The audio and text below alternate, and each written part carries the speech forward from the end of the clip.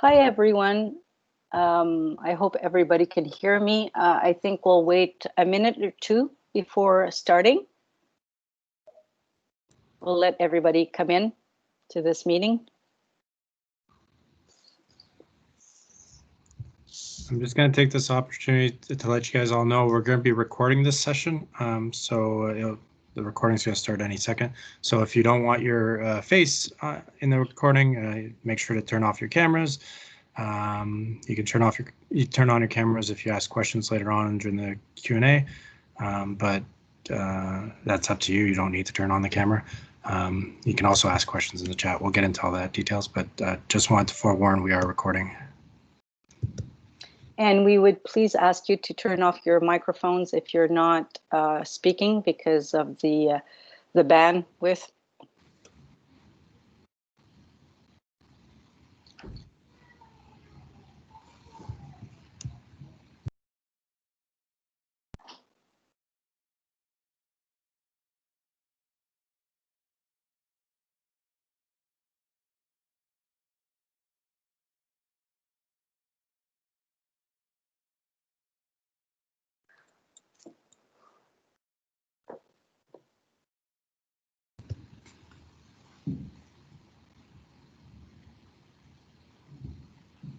So I think we're going to start very slowly. So welcome, everybody. So I hope you're doing well and that your beginning of term is going well as well, despite the circumstances. I will introduce myself. My name is Sylvie Frigon. I'm the Vice Dean of Graduate Studies at the Faculty of Social Science. And Terry Kruk is also on camera here, who's the administrator of the Faculty of Social Science and Graduate Studies. And he's going to be very, very, very helpful for you in terms of applying for scholarships. So today what we want to do is present you a PowerPoint. It's a long PowerPoint with a lot of details to help you take the necessary steps to apply for external funding. So this meeting is about an hour and a half.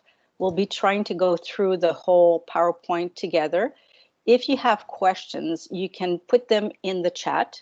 If you have specific questions about your own situation, please wait at the end and you can send the emails to the address that will be showing on the screen in the chat a bit later. As I said, we have a chat, so you can put your questions there.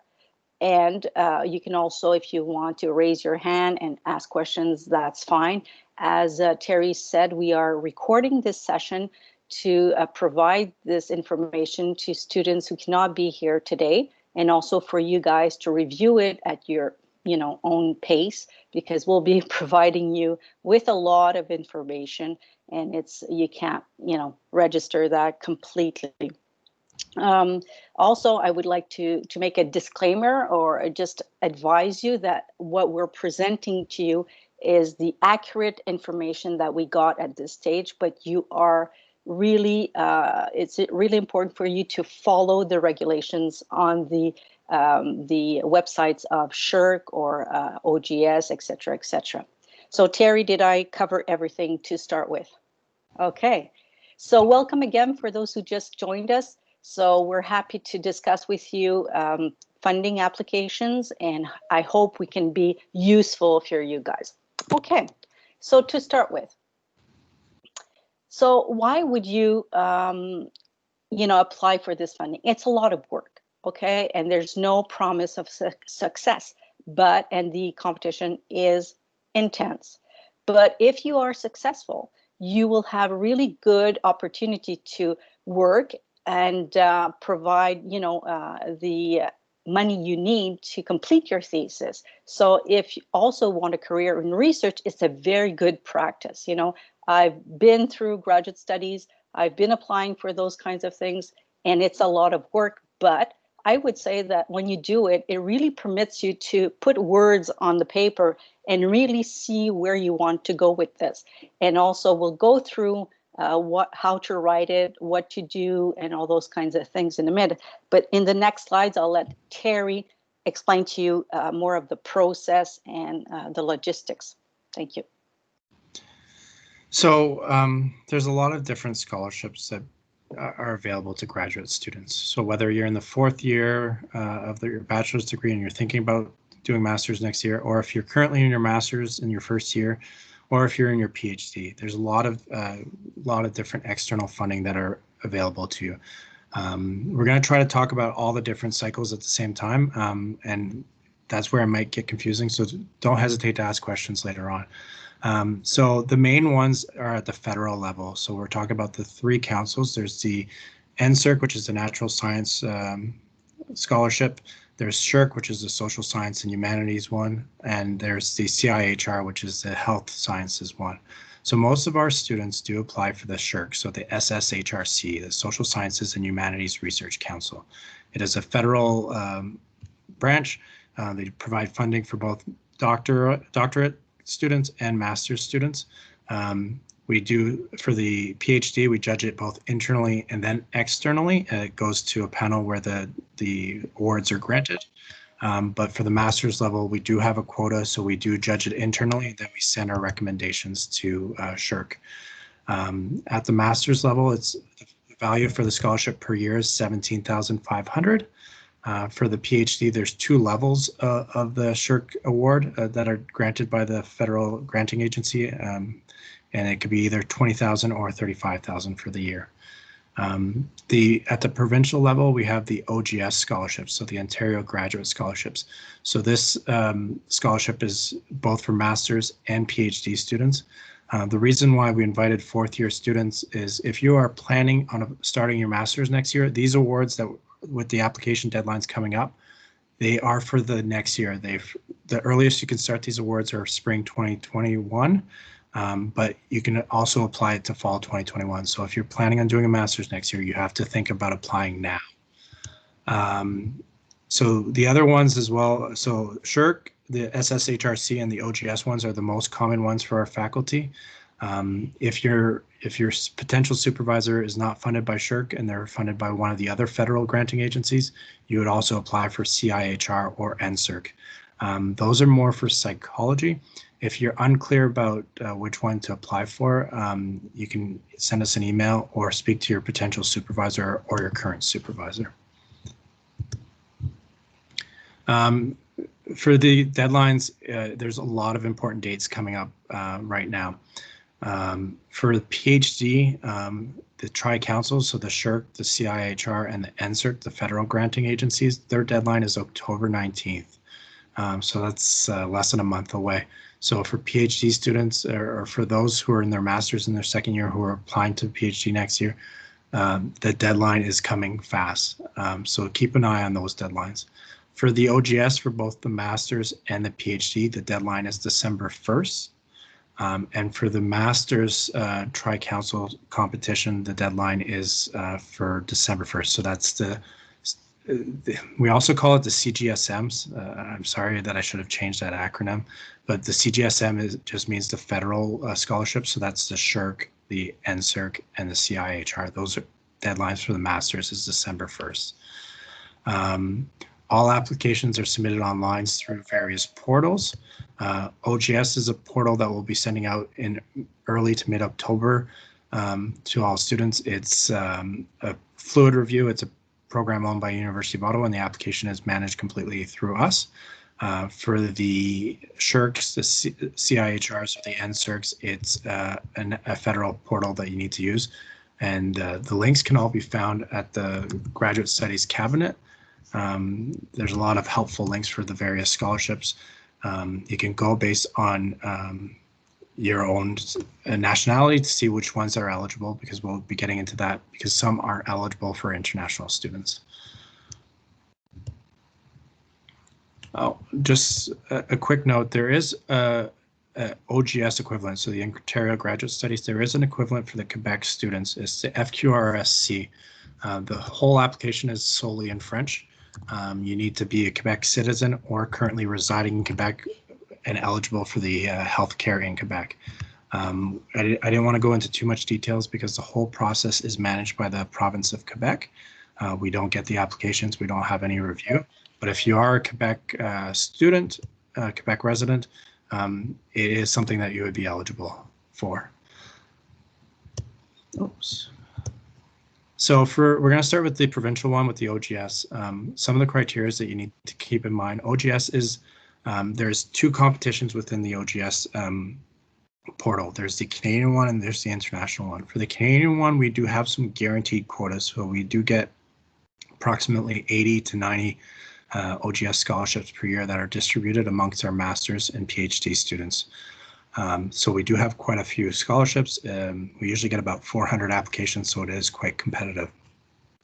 There are a limited amount at the university for international students who are studying under a temporary resident visa or a student study permit.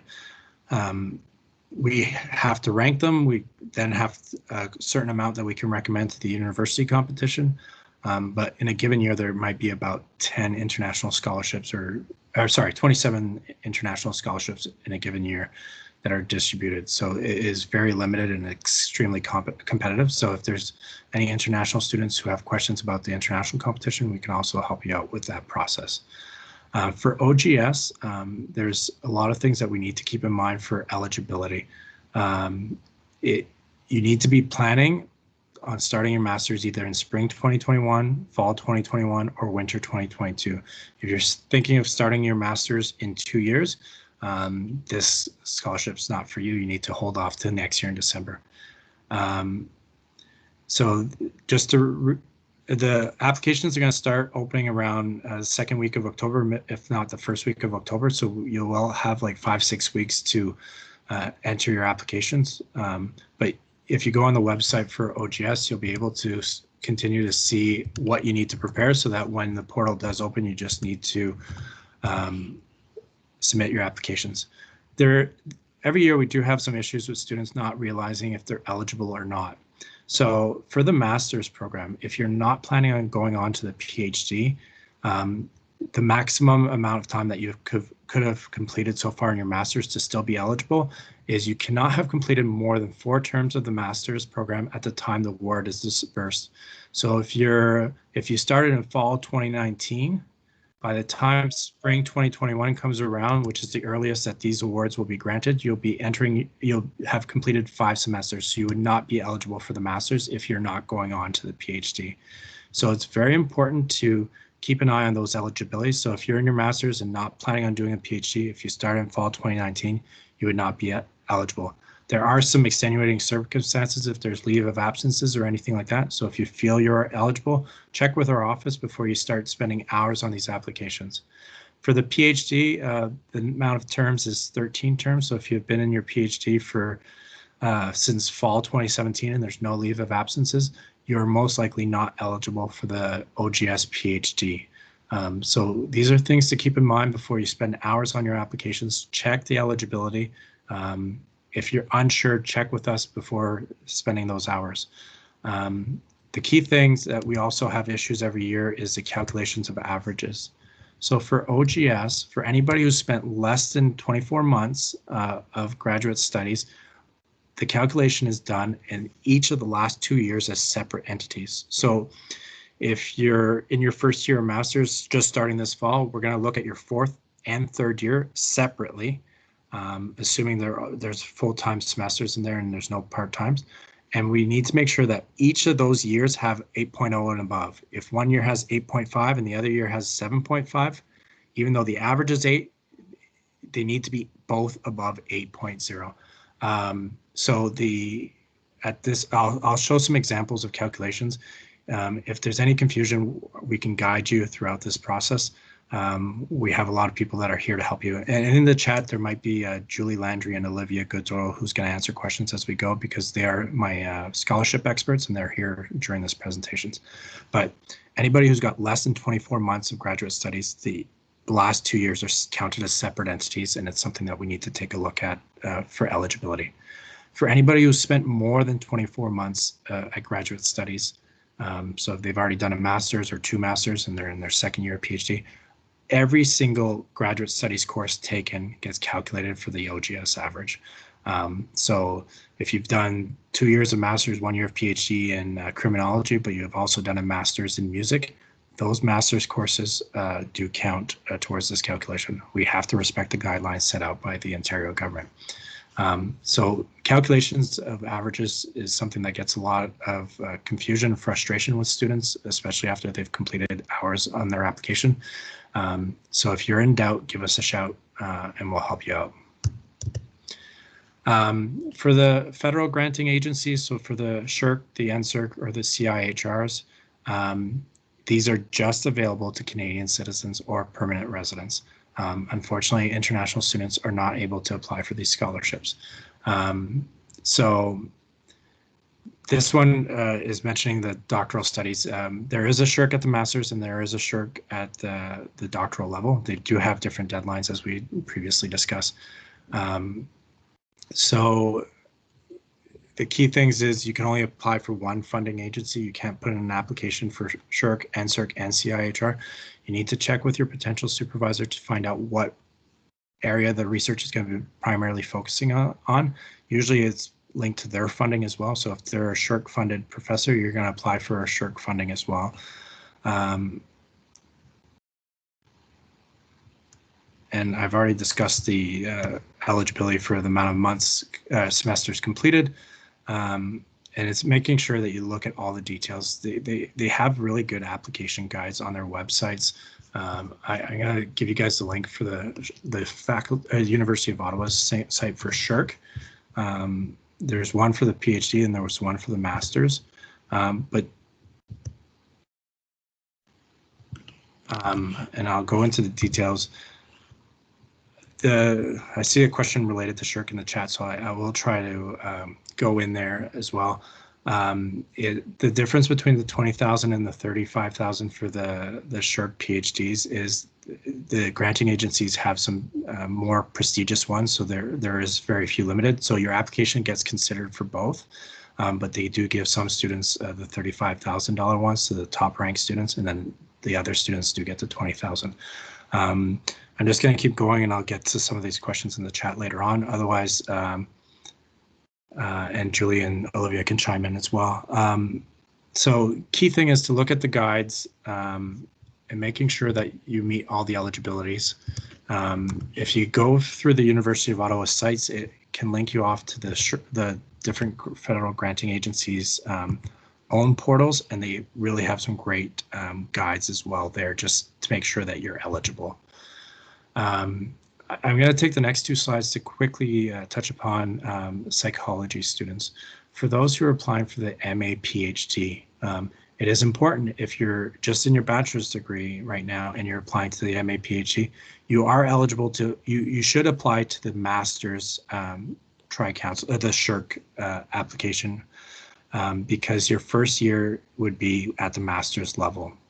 If you are currently in the master's program, just starting this master's program this fall, you need to apply to the doctorate SSHRC competition, because as of next year, you'll be into the PhD program. So it's important that you apply for the proper ones. So if you're in the fourth year of a bachelor's degree and you're planning on applying to the psychology program, apply for the master's. If you have just started your psychology degree and you're in the first year of your MA, you need to apply for the PhD portion for the upcoming year, which is the deadline of October 19th. So it's because between 4 and 12 months of full-time studies at the master's, that's where it comes into effect for psychology. So a quick synopsis of this slide, these two slides, is MAs, those currently in the program, apply for the PhD. Those who are planning on joining the program, even though it's an MA PhD, you need to apply for the MA one in the first year. And then I believe the next slide is Sylvie. Yes, hi, I'm back. So how to get started? First of all, Terry mentions some deadlines and things like that. So it's always better to start early, because you'll have to make several drafts of your application. And that's completely normal. It's not because you're not good. It's not because you're not doing a great job. it is normal. It's many drafts that you'll have to write. So start early.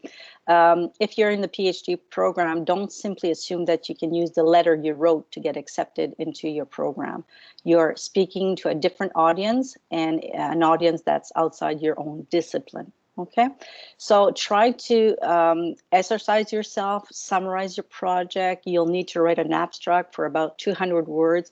That's very difficult. You know, some people think, well, it's not a lot of words. Yes, but you've got to get not everything in there, but really the major aspects. When you write your first draft, you pay attention also to the events in the world around you. So if you can draw something current in the news to help to grab the reader's attention, that's always good. I'm not talking about writing a page on this, but a few sentences sometimes help. You have to contact your referees as soon as possible. I've written many letters for students and filled, for SSHRC or OGS. You have to give us time to do those things. Don't write to the prof 2 days before you have to submit this. You have to give them a chance to look at it and to give you the good feedback. Okay, so that's how to get started. Take your time, do it early.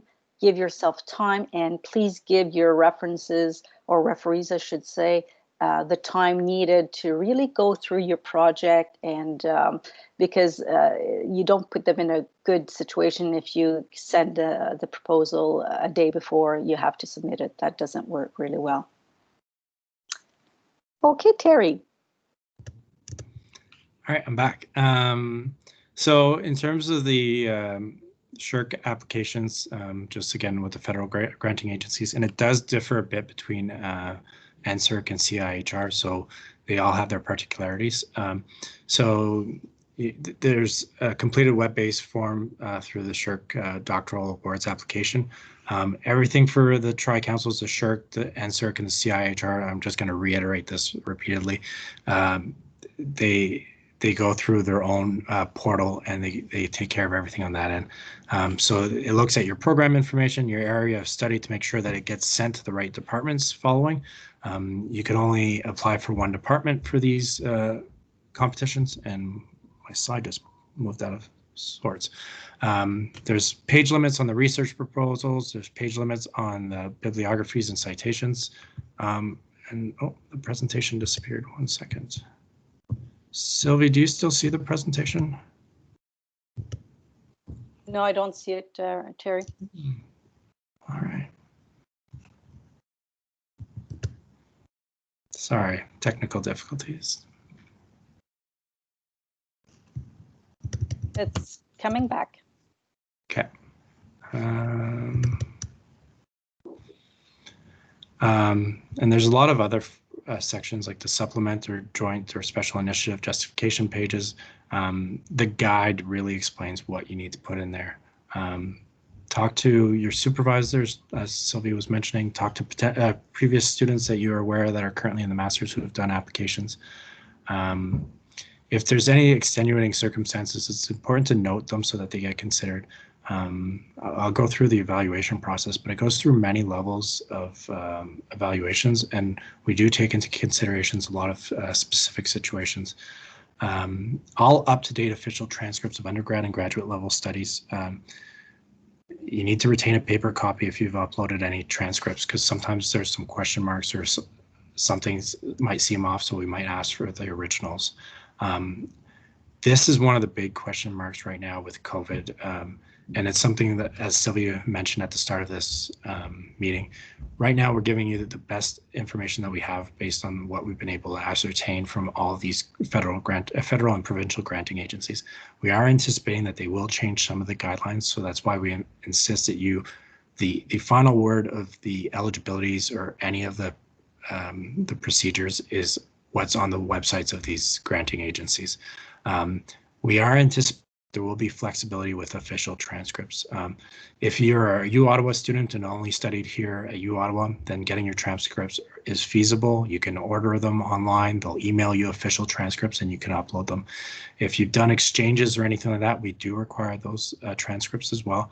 And we do recognize the fact that it might be impossible or difficult to obtain. You should start now to try to get as many of your transcripts as possible. We are hearing, and we're waiting for final confirmation on their guidelines, that they will accept unofficial transcripts if there's a justification, like if you have an email from the registrar or a letter from the registrar of the foreign university or the other Canadian universities that is unable to provide an official transcript, they will accept an unofficial transcript with an explanation. But it can't just be an explanation handwritten by yourself. It needs to be an official answer from the university saying they're not providing official transcripts.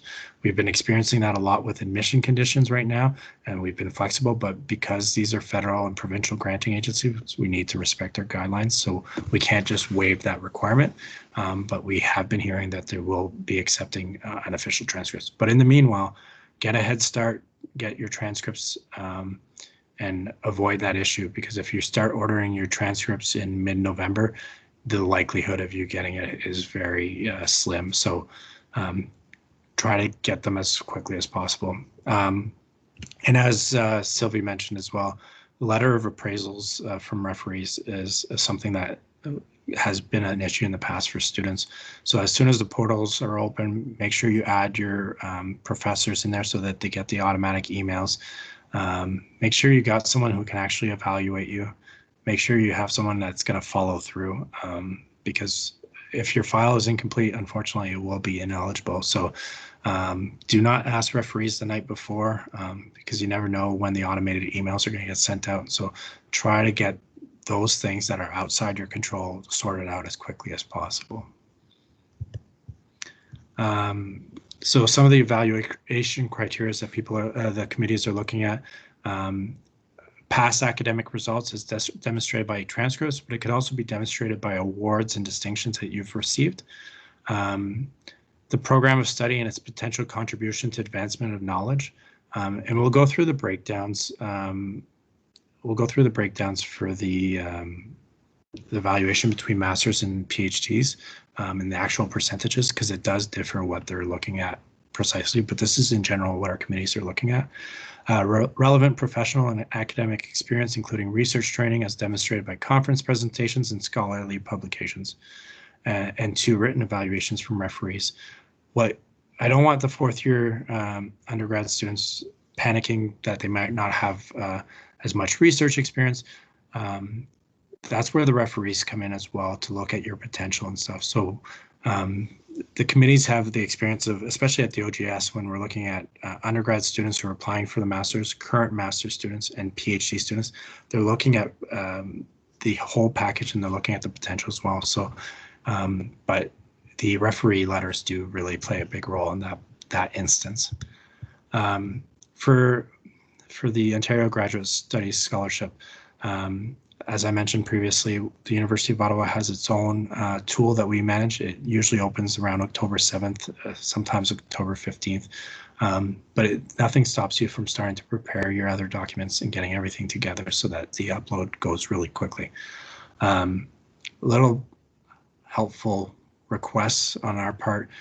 Submit earlier. If your file is complete, please submit, because we do have to then calculate all 400 of those applications, and we really have a tight timeline. It seems like on November 30th, we have about 20 completed applications, and then on December 1st, we have 400.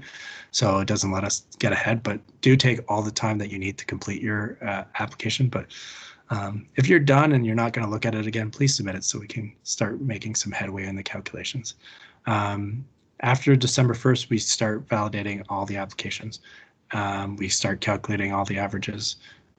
All eligible applications are handed to their appropriate academic units. So if you're applying for criminology in the first instance will do the review. Once all the departmental rankings are completed, usually around end of January, we then send it to all 400 applications to a faculty committee, and we determine our ranking. For OGS, we have a guaranteed amount of scholarships, and we do the distribution from the faculty. We don't have to go to the Ontario government to determine who gets the scholarships. I should have mentioned it for SSHRC as well. For SSHRC Masters, we have a guaranteed quota, but the results do get announced by the federal granting agency, either SSHRC, NSERC, or CIHR. but we do have a guaranteed quota. So when we make our recommendations as well for them, it gets sent to the federal agency and they announce it. But for OGS, the University of Ottawa will be in contact with you if you receive it. The thing for those who are ineligible, we do advise you. Usually, we try to advise you end of December, but likely early January. We want to make sure that we advise everyone all at the same time. When we render someone ineligible, we triple, quadruple check it. And then if anybody has questions, I usually personally meet with them to just go through it. We're trying to be proactive with the average calculation this year because it's something that causes a lot of confusions with students. Unofficial transcripts in the past has rendered students ineligible. So if you're providing unofficial transcripts without an explanation, you may still be rendered ineligible. So make sure that your file is complete. We're going to explain, Julie and Olivia will be available for consults. In the past, they've done in-person consults. We do have limited office hours right now. So what we're offering is virtual consults for students as they're going through their applications. If something's not clear, if something's gray, these two are my experts. There's other people on the team that can answer questions as well. And you may get emails from other people on the team. And sometimes I may do some consults as well. But if you ever want, if something's not clear, you can always send an email at scsgrad@uottawa.ca, and we can either meet through Microsoft Teams, do phone calls, or answer questions by emails. I'm going to answer this question because it's relevant to what I just said. If people are ineligible, I do offer to meet with them. If someone is rendered ineligible, I do the final check to make sure that they're ineligible. So when I send out the emails in January, I do meet with students. I can explain what is wrong.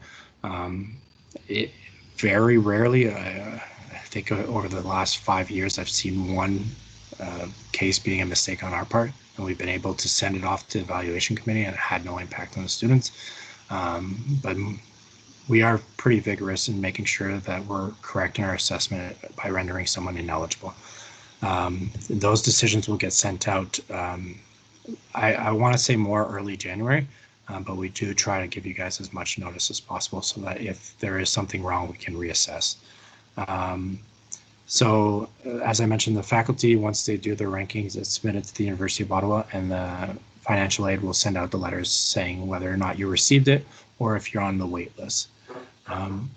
As students cannot hold both OGS and SSHRC.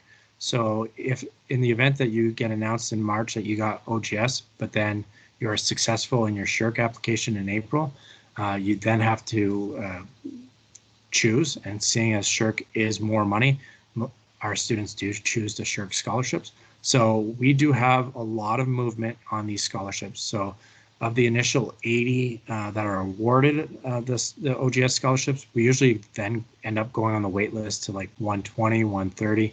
It's gone up to as high as 160 in years that people have withdrawn from the university or chosen another university or have successfully gotten SSHRC scholarships. So there is a lot of movement on both of these scholarships, more so on the OGS level. For SSHRC, more of the evaluation process, more so for the PhD. Students complete and submit as well on the SSHRC website, but for the PhD level, I can't stress enough the deadline is October 19th. It's important to keep that in mind. For the master's, it's December 1st. For the PhD, it's October 19th. For this one, the turnaround for the SSHRC PhD is really quick because we don't have a guaranteed quota of scholarships like we do for the master's level or for OGS. For the PhD, we can nominate at usually around 30 to 40, sometimes 50 applications to the national competition, but we are not guaranteed a specific number of scholarships from that competition. The final evaluation is done by the federal granting agency, and then they communicate directly to the students if they've been successful or not. So we still do an internal departmental ranking for the SSHRC PhD. We then do a faculty ranking, and we need to make sure that we are sending our strongest applications to the federal competition. The university determines how many files we can send to the national competition, and then we have to wait to hear from the results at that point. So we're going to go through a very simple calculation for those who have done less than 24 months of graduate studies. So as I mentioned earlier for OGS, and it does apply for SSHRC as well, they do use the same average calculation. They look at each of the last 2 years of studies of full-time equivalents. So if you've done lots of part-time studies, 2 part-time sessions will get counted as 1 full-time. And usually we need 2 full-time semesters to count as 1 given year. So you can't just look at 2019, 2020. There's a lot of different rules. But the example that we use is very simplistic. The student has only ever studied fall, winters, never studied summers, and we've just taken the grades. So as I mentioned earlier, I've got 5 courses in the winter 2020, 5 courses in fall 2020. Every transcripts, whether it's from the University of Ottawa or whether it's from other universities, we convert them to the U Ottawa grade scale. So you can get the link here, or you can do a Google search because I can't copy and paste from this PowerPoint. We convert U of T to our scale. A lot of times it's 1-to-1, but there are some little discrepancies. Some universities have B-, we do not. So our specified tools use a conversion model to convert to a U Ottawa grade scale. So you can't just simply, in the section red, you can't just take a look at your U of T scores and get, oh, I got an 84.7, and I can't see the red for the previous last year. I think it's 82 or something like that. It's being blocked from my Microsoft Teams. You can't just simply use the averages. We do convert them to the U Ottawa grade scale so that we are comparing apples to apples as much as possible at the evaluation level. So I took some U Ottawa grades and I converted them. Even at the U Ottawa level, you can't use the average because when you convert them to the numerical grade, depending on where the averages lies, it doesn't necessarily equal to an 8.0. So take the time to look. And if you're in a gray area, if you have an F kicking around in any of these semesters, it could have a drastic impact on your average. So if you it can really drag it down. So if you're unclear, if you're on the borderline, if you got mostly A's, but then you have 1 F and you're unsure on the average calculation, give us a shout and we'll take a quick look. Usually at a quick glance, I can tell you yes or no if it's going to be a problem. And if it's going to be a problem, I can dig a bit deeper. Obviously, if you've got straight A's or A pluses throughout your undergrad or your master's, don't send us an email to ask if you're eligible. If you've only got A pluses and A's, there's not a question. It's just if you've got some B's or B minuses and stuff. Here, all it took was for the previous last year was a B pluses and a B. It's incredible how quickly the average can change. So if you're in doubt, let us know and we can take a look because this will render you ineligible and we have to respect the guidelines. So don't just go based on your averages. You cannot take the average of the last year and the previous last year. Each of those 2 years need to be both above 8.0. And then I'm seeing some questions around the calculations. I'll let Julia and Olivia answer as need be, and we'll try to, they'll take note of any ones that I'll need to answer later in the Q&A.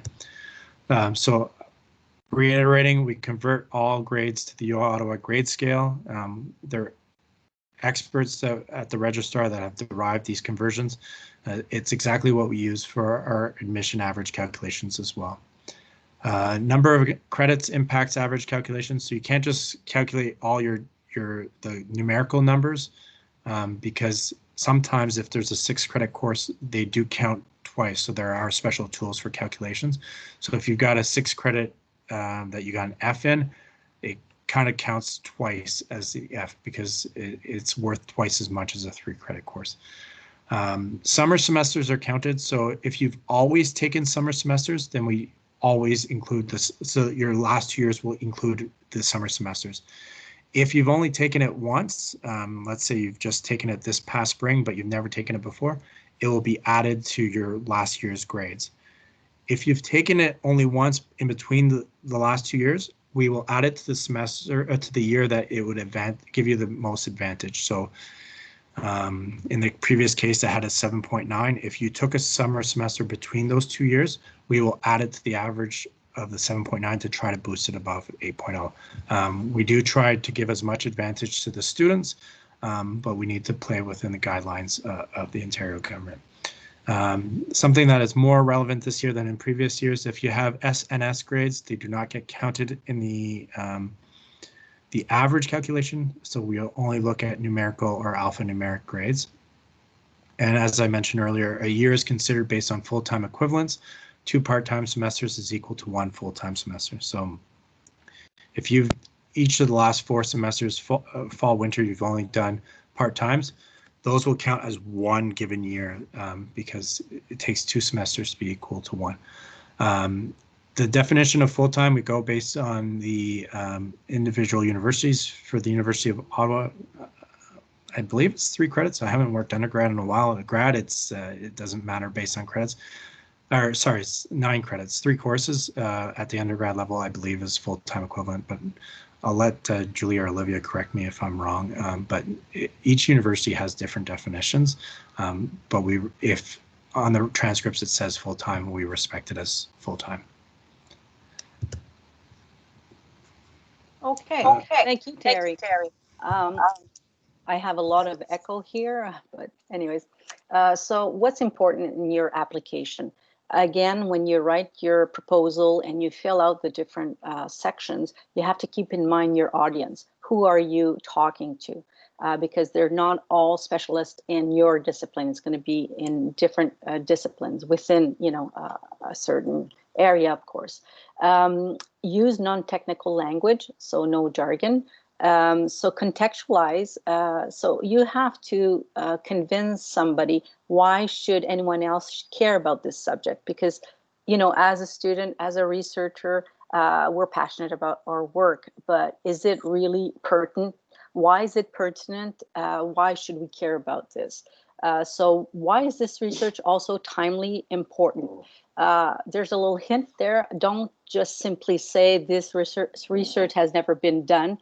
This is not a sufficient justification. And often research has been done in some kind of area, but you're proposing something else, and this is the originality of your work. So why you? Why is it important that you conduct this research? What are the skills you have to undertake this work? So reference anything you have written or your supervisor's work if relevant. Just don't dump citation references to fill up the space, okay? So that's important. So you have to communicate your research effectively. Next slide. So the components of program of study. So begin with an example that demonstrates the importance of the project. Do not save the interesting stuff for the end, okay? Because you've got, one person is reading, and I read proposals like that all the time, you have to find, oh, wow, this is interesting. This is, there's a punch somewhere. So don't save the interesting stuff for the end. You could provide an example that could help contextualize the project for the non-specialist. So above all, it should be interesting enough for a committee of scholars to look at it and have something interesting to think about and, support it. Next slide. Okay, so the evaluation criteria. So at the master's level, you'll see the master's and the PhD, it's a bit different. So at the master's level, it's 50% academic excellence, 30% research potential, 20% personal characteristics and interpersonal skills. That's provided in your kind of, bio in a way. At the PhD level, it's 50% research ability and potential and 50% relevant experience. And I can't read the end of that slide because it's all blocked, Terry. For the PhD one, it's 50% relevant experience and achievements obtained within and beyond academia. Okay, thank you. Next slide. Questions a member of the committee will ask. When a person reads your proposal, they will ask themselves, is this project clear? Is it well articulated? Is it doable, feasible? in the allocated period of time. And that, I've been at the University of Ottawa for 28 years now. So I've read a lot of proposals, and most of my students were successful. And one thing that I always tell them is that, we're passionate about our work, and sometimes we want to do so much, but, I have to really look with the student to condense it, to separate things, and to make sure that we can do this, that it's feasible, that a committee member will say, oh yeah, that's feasible. And also it's grounded in by a solid methodology that you can defend. Okay. Of course, we know that projects can change, ideas change, but at this moment, you have to communicate well what you want to do. But obviously, within the next months, you'll probably change or, tweak some things. That's okay. Okay. Next slide. Questions a member of committee will ask. So it's to situate yourself in current theoretical debates about the topic of your research. You have to situate yourself. You are establishing yourself as soon to be authority expert on the subject. And it is very true. When I supervise master students and PhD students, I'm always amazed how they become the expert, and I can support them, but they become the authority. So you don't want to be too braggy about what you can do. You've got to be, modest, but you've got to sell it too, in a way. So how does your research build on or challenge existing knowledge in the field? That's what you have to show, and you have to provide a twist where it's positive in how you're framing contributions. And it's not to say that everything before you was crap. You want to be positive about what's being done, but you want to challenge things, for example. Next slide. So the description of project. Okay, the description of your project must be concise given the space limitations, and that's a pain in the brain, I would say, because you have a limited space to work with, and that's very frustrating. So that's why you have to rewrite drafts, because at some I've seen things where you talk or write, and it's very, you have a page and a half, but it has to be like 2 paragraphs. So that's why it has to be concise. And, that exercise really is important. I feel that, all the students really learn from that, because it permits them or forces them to put things really in writing and really challenge the way they're talking about things or viewing things, and make sure that they work within that space limitation. Because in the format you have online, you don't have, you can't cheat. You have to use the space limitations as very, very clearly. So you should outline your contribution to existing debates and literature. Okay, so you should also describe how you actually intend to carry out the project, even if you're not entirely sure. And you have to communicate that. And of course, we know when you're writing this project that there are still things that you haven't decided, but you want to show that you have a grasp of what you want to say, how you want to do it, but we know that things will change eventually. Okay, and the description of the project is the most important section. Okay, because that's where the person or the evaluator will read and say, okay, I get a grasp of what they want to do. The methodology. It's often neglected, and it can sink an application, definitely, and it's hard to do. I know it's, I think it's the hardest part to do, but it's really important. So ideally, it helps to demonstrate that you have given serious thought to how you are going to execute your project. That, again, it's feasible, that it's solid, that it's rigorous. So you have to explain what's your main approach, how you're going to mobilize the research and the methods.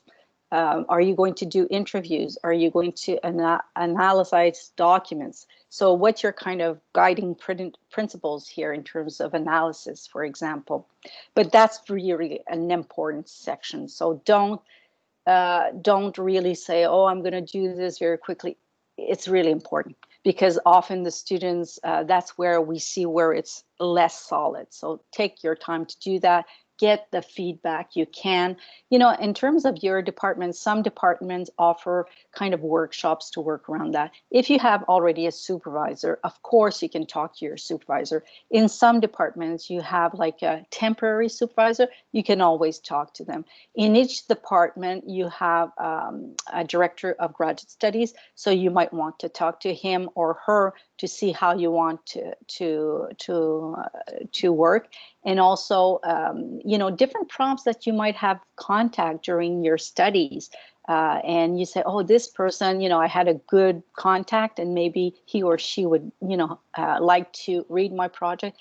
Everybody's very busy, and so give them time to do that. Again, I can't emphasize that enough. Don't give them the information like 2 days before the application, okay? You know, if you want to succeed, you have to give yourself, you know, the means to succeed. Terry? I'm on mute again. Hi, everybody. So just continuing on to the OGS research program statement contribution section. The first section is one of the most important sections, and it's compulsory, but it has a 700-word limit. Applicants pursuing a research-based program must provide outline of research proposal, research questions, methodology. You got to keep an eye. Each application has different amount of word limits, page limits, formatting issues, page numbering issues. They are extremely strict. They are extremely picky. Make sure you read with them attentively. I'll give you some examples later on of some of the criteria that are out there, but they do differ between scholarships, and it's very important to respect them. Applicants in a course-based program must identify the degree program and explain their choice and outline interest in proposed area of studies.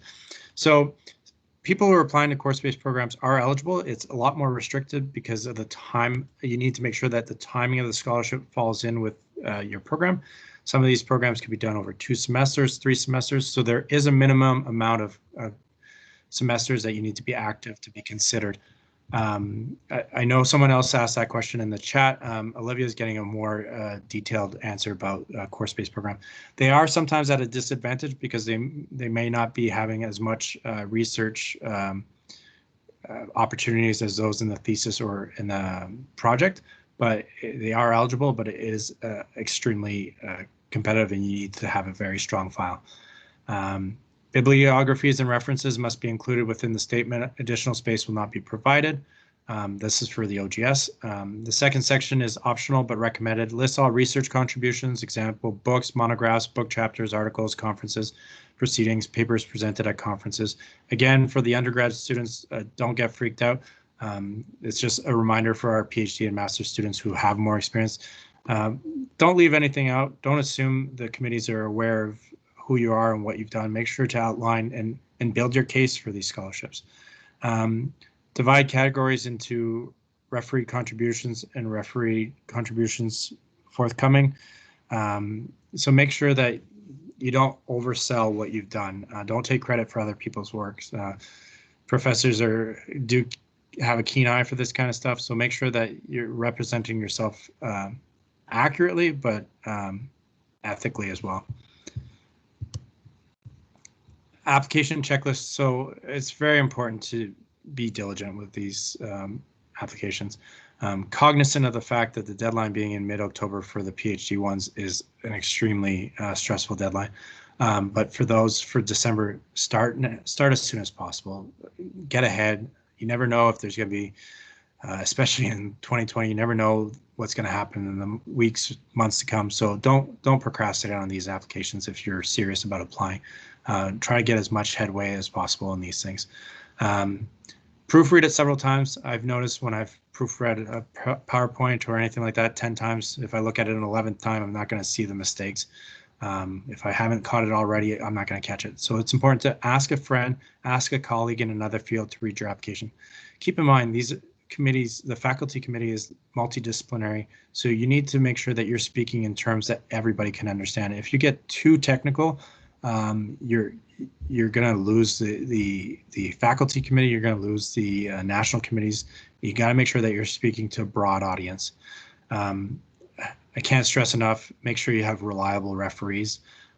Make sure you're inputting the right email address, maybe validate that they got the link afterwards. Make sure that they provide your references on time. Have you ensured that the project is eligible for funding? Double check again with the guidelines. There's some guidelines here, but really read attentively all the guides provided by the different funding agencies, because there is so many minute particularities that there's no way that we can go into all the exceptional situations from all the different agencies. But if something's not clear, if it's a gray zone, again, send an email at scsgrad@uottawa.ca and we can look into it and get clarifications. I want to provide a few clarifications for common mistakes. For the SSHRC applications, and it also applies for the OGS, but I don't think it gets asked in the OGS. Both for the PhD and the master's, when you're filling in on their portal, we are considered a degree program with a quota. There was a question in the chat when I said that we don't have a guaranteed quota for SSHRC PhD. We are still an institution with a quota for both the PhD and the master's for the SSHRC, the NSERC, or the CIHR competition. We are also one for OGS, but they don't necessarily ask that question. My point earlier for the SSHRC PhD is we have a quota that we can recommend to the competition. We just don't have a guaranteed number of scholarships that we will win at the competition. But when you're applying, please click you are currently registered in a degree program at a Canadian institution with a quota. That's the ones that we're looking at. So thank you for that question in the chat, because it is an important clarification to make. Another common mistakes, this is mostly for the PhD studies scholarship. The SSHRC application asks you how many semesters or how many months you've been studying doctoral studies. So people who've been here 3 semesters, they sometimes put 3 because they think that's how many semesters they've been. They're looking for months. So if you've been here 3 semesters, it is 12 months. If your summer course was only 2 months, they don't care. They consider it 4 months of studies because it's spring, summer. If you've taken a leave of absence, you don't count that as full-time studies because you were off. I've seen 13 months. I've seen 12 and a half months, which I don't understand. I've seen so many errors with these calculations of months. I've seen people calculate too many months, which renders them ineligible when in fact they've got less than that. If math isn't your strong suit and it's difficult to determine this number, please check with us, because last year we've had to work on having various modifications done for successful candidates because we knew they were eligible, because we do have to verify it. But we're not always guaranteed to be able to manipulate the SSHRC portals, because it is quite complicated to make these changes. And it could impact your eligibility for these scholarships. So check with us if you're unsure about the math. If you've only been here 3 semesters, the answer is 12. If you've been here 6 semesters, it's 24, and so on and so on. But if there's any weird situations in your files and you're unsure about the math calculation, please check with us proactively.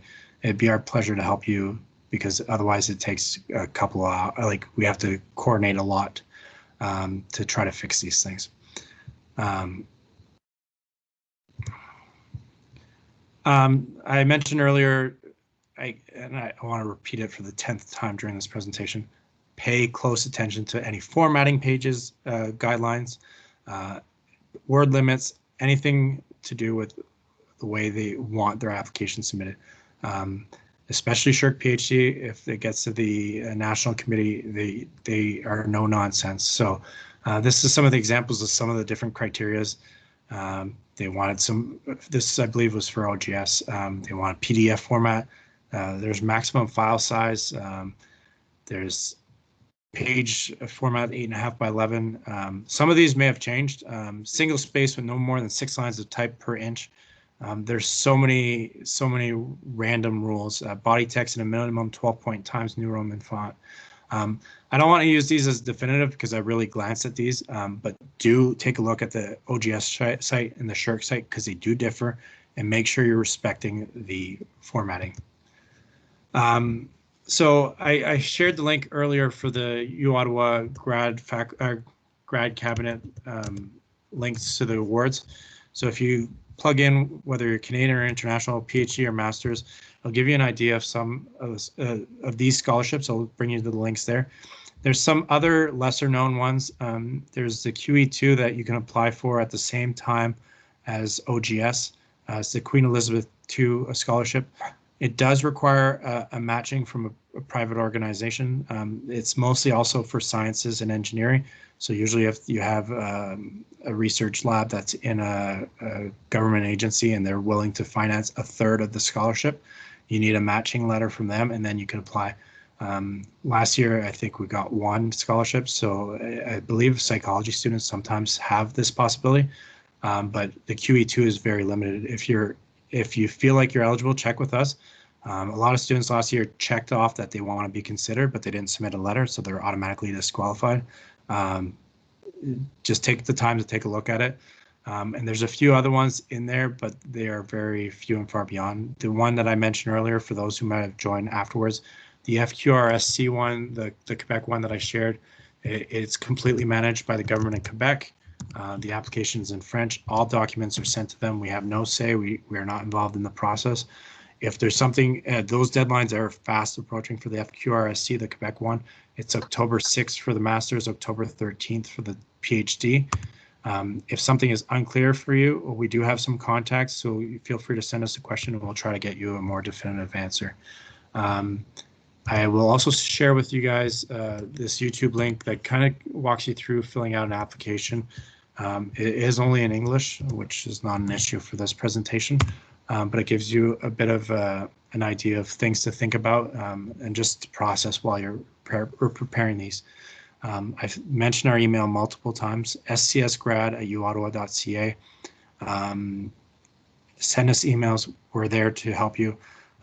We can do Teams consults. We can do phone calls.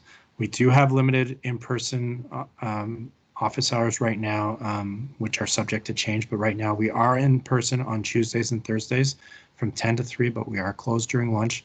I can't guarantee the people that are in the office are necessarily our scholarship experts because we do have some new people on the team.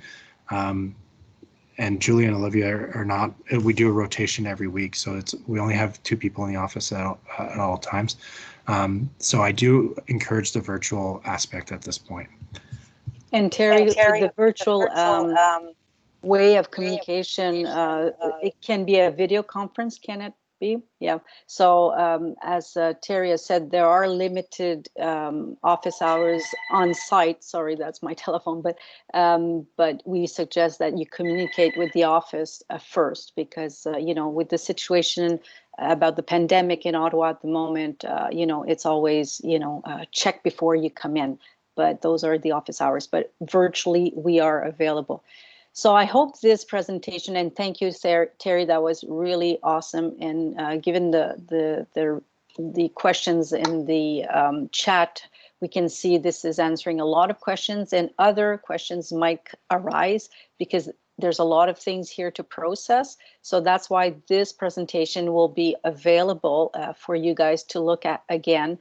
And you are welcome to talk to us to have more information. So I want to thank Julie Landry and Olivia Gaudreau, who are some of our experts in terms of scholarships, who can answer your questions, and Terry, of course, and also my predecessor, Vice Dean, who really provided a lot of insights for this presentation.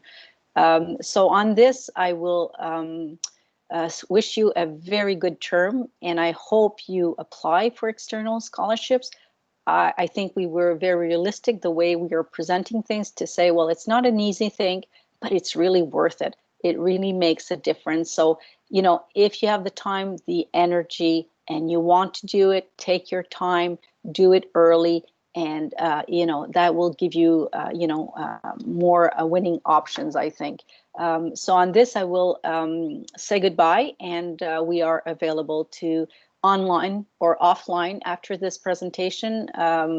So if there are not any more questions, Terry. I think there's a few questions that have just Okay, popped up, Terry. so I could stick Yeah, around Terry. if you have something. Yeah. So I'll I will answer. say goodbye, and I'll let Terry answer your questions, and really take care. Be safe. Thank you.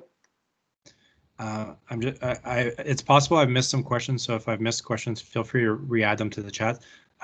Deborah Parks in the chat, and if you raise your hand, I'll do my best to try to get you guys in order. So I'll just go through the chat, and then I'll go to Dana's question. Deborah, for your point, you are spot on. I did oversimplify the calculation of the months.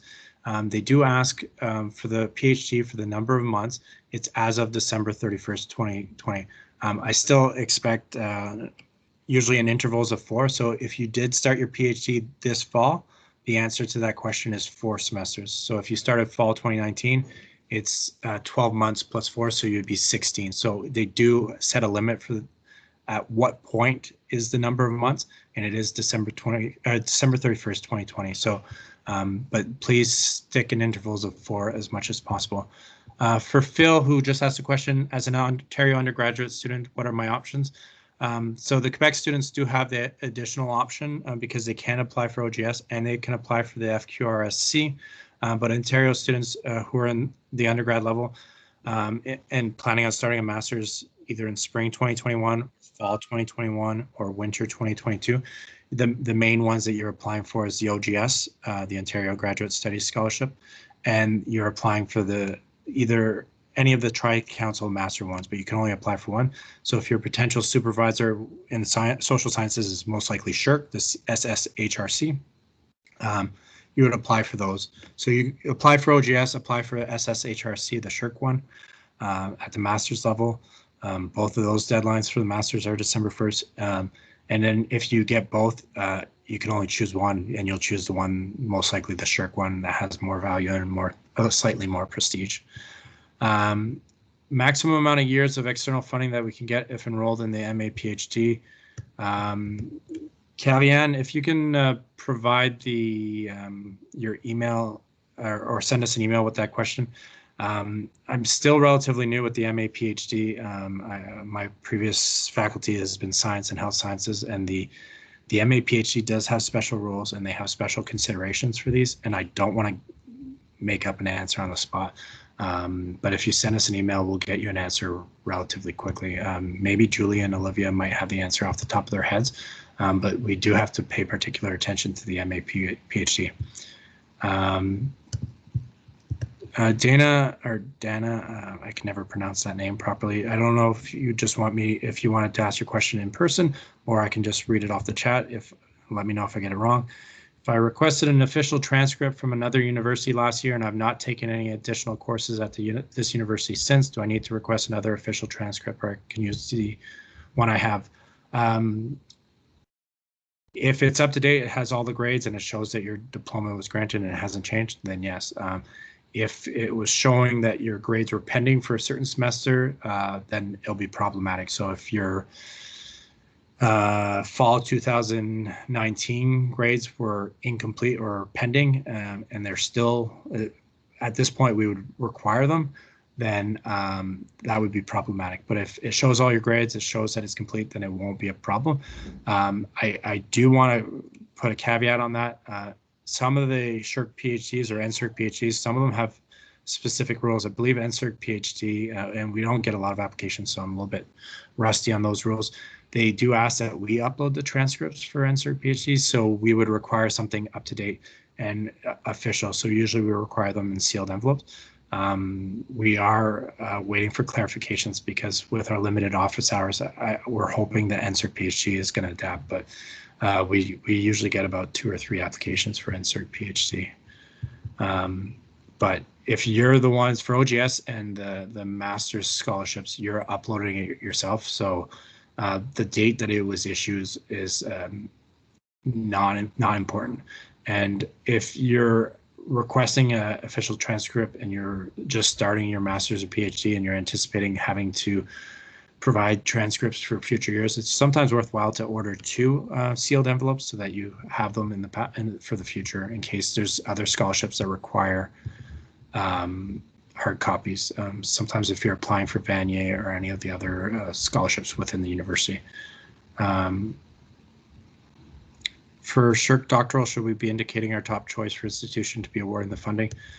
So if you're in the master's and planning on applying, there's so many rules around which institution that you have to apply for. So if you're currently with us, normally you have to apply with us. If you're currently with another institution, you have to apply to the institution that you're attending. If you're not currently in the PhD levels, or if you haven't been in school for a few years, you actually have to apply through SSHRC. So if you're unclear which institution you need to apply through, send us an email and we can point you in the right direction. There is some vague innuendos with the SSHRC institutions. It does bring up a good point that I don't think I touched upon. OGS is non-transferable. So if you're planning on doing a master's elsewhere, or a PhD elsewhere, you need to apply for their OGS.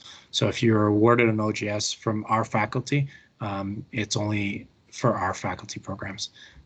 You can't even transfer it to science. So if you're planning on applying for science, you need to apply for one of their quotas. The SSHRC masters and PhD are transferable between institutions. So that's why you do need to apply with us if you're currently a student with us. But do take a look because there are some weird exceptional situations based on years of studies and previous studies. So if it's unclear, send us an email. The recording and the PowerPoints will be sent off. We haven't sent out the French one yet. We haven't sent out the French ones yet because we're waiting for the English presentation to be done. We're going to add it to our social media. So if you're not following the Faculty of Social Science on Facebook, it's a great source of information and I do encourage you guys to follow it. So we will be adding it there, but we will be sending out through the same ways that we sent out the invitations. We'll see if we're going to add it to our websites, but we shall be sending it. I want to say by Friday, but I don't want to hold myself to that date because it has been a little bit of a hectic week, but as quickly as possible. We sometimes do have technical difficulties, as my marketing person's just messaging me, just forewarning. So sometimes we do have technical difficulties. So if for some reason a recording doesn't happen, the French one is functional, but we're hoping the English one will work as well. So I'm crossing my fingers. I just don't want to jinx myself. But the PowerPoints will be shared and we're always available. And Julie's already reaching out to people.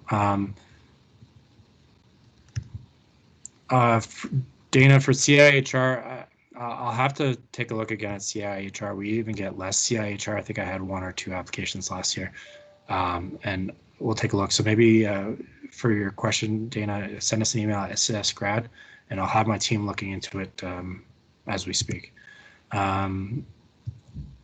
Okay, we're getting into very specific questions. So I'll see if we can answer that one.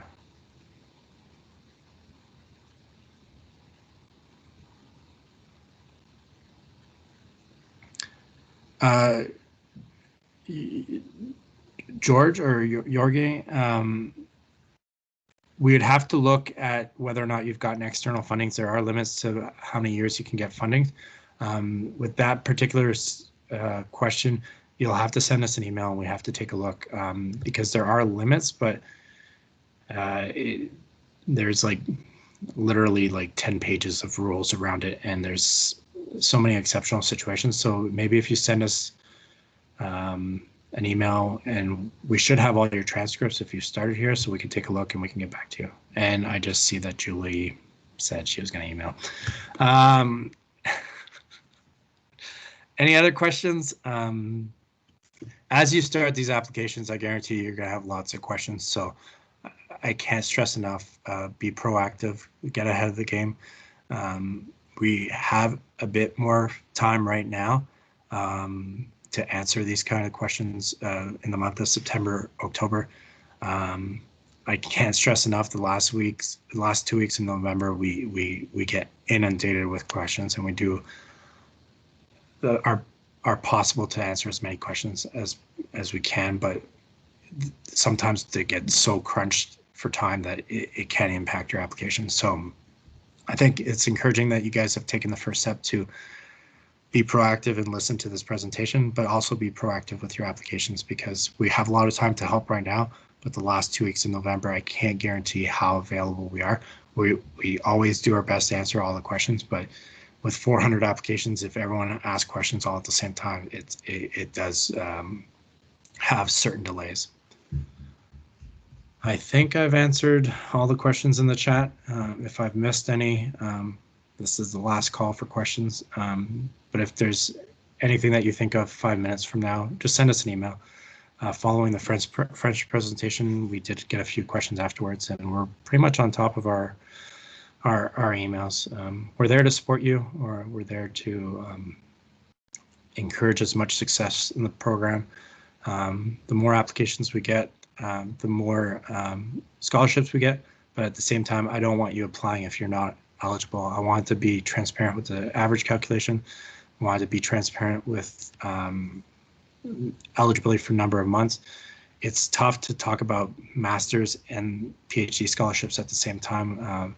We possibly need to reassess in the future, but there are very specific rules to different programs. And if you have a specific question, please ask us in advance before you spend hours on an application that you're not eligible for. That's what we're here for. On that note, thank you, Julie and Olivia, for taking care of the chat.